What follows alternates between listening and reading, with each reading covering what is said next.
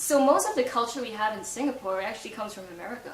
I mean, there's a lot of Americanization, like, around the world. Like, there's a lot of importation of the American culture, whether it's in music or whether or not it's in technology.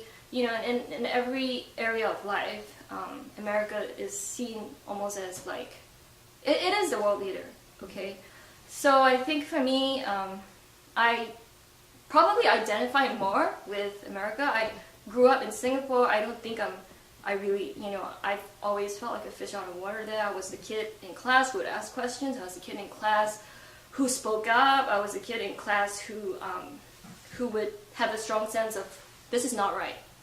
And who would basically say that. And I don't think Singaporeans like to rock the boat too much. Honestly, I think that Hillary's policies in naturalizing kids that were brought in illegally, okay, I honestly don't agree with that. I mean, that is basic. If you do that, you're incentivizing more people to, escape from whatever country they're from and find a way to come in and give birth to your kids so that you can call your kid American. I know that may seem inhumane or cruel or whatever, and I'm not saying we cannot help people from other countries, but come on, let's just do it through official channels, okay? And I think that policies like what Hillary was encouraging, was supporting, are the kinds of policies that causes xenophobia. When you feel things are unjust, unfair, how can, if there was due process for me as a Singaporean to get a green card here, why shouldn't there be due process for, an illegal person or anyone? Like, if they're escaping from the country, if their lives are in danger, then I do feel that, America should step in to help. But, with the same, with, some kind of policies regarding that, there must be a way that it's not like a random free-for-all. How we can all just come together and, get along. I mean, I think that that's never going to be a reality.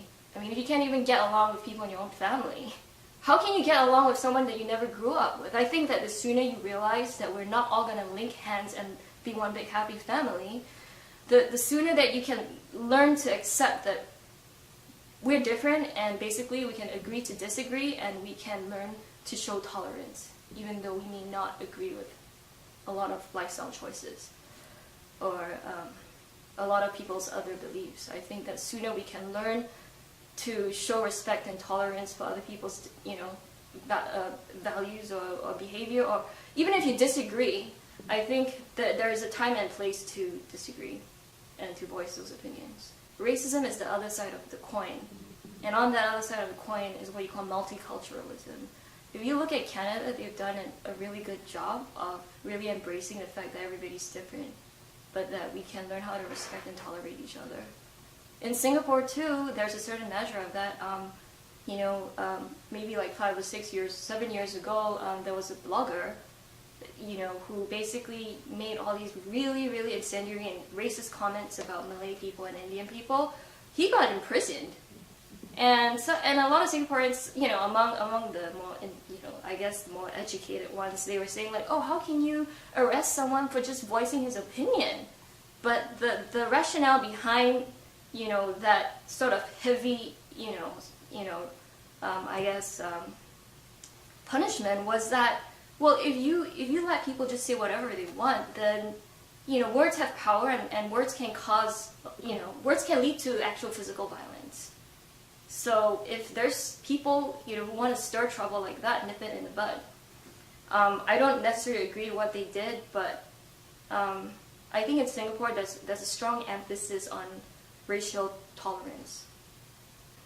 And I think that even though it's really hard to remember at times, I think it's really important to remember that far more important than being right is to be a loving person, to love people.